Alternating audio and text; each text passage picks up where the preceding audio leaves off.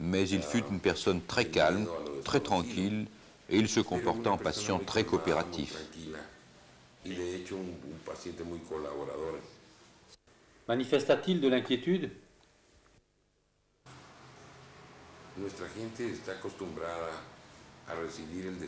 Notre peuple est habitué à recevoir le destin avec une grande passivité, dans la vie comme dans la mort.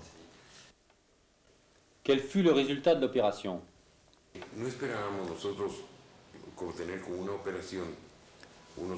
Nous n'escomptions pas obtenir des pieds complètement normaux. C'est impossible.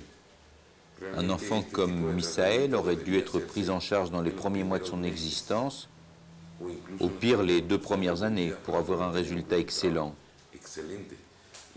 Nous pratiquâmes la meilleure opération qu'il fut possible à ce stade, mais sans avoir jamais espéré redonner un pied complètement normal. Non, le pied n'est pas tout à fait normal. Mais Misaël s'en moque. Aujourd'hui, il sourit devant les photos de son aventure.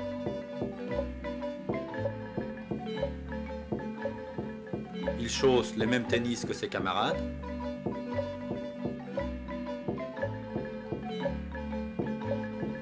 Il chevauche normalement le vélo que lui a offert Yvonne.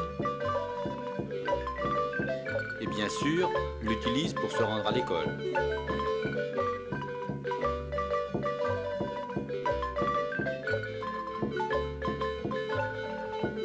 Avant, la natation était impensable. Aujourd'hui, il fait partie du club. Et sur la cour, il est le premier à disputer le ballon à ses camarades.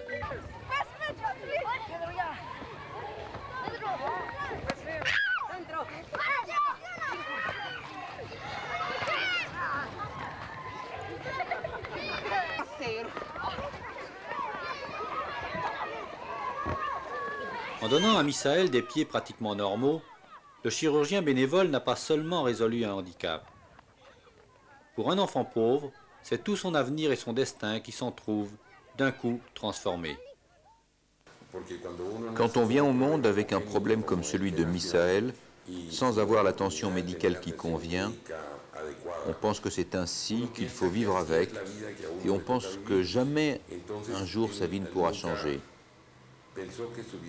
Ainsi, Misaël s'habituait à marcher avec ses pieds tordus en pensant que c'était pour lui sa seule façon d'être. Mais le chirurgien voulut aller au-delà de l'acte simplement humanitaire. Il fit de Misaël un symbole universel. Parce que l'opération eut lieu par hasard, le 26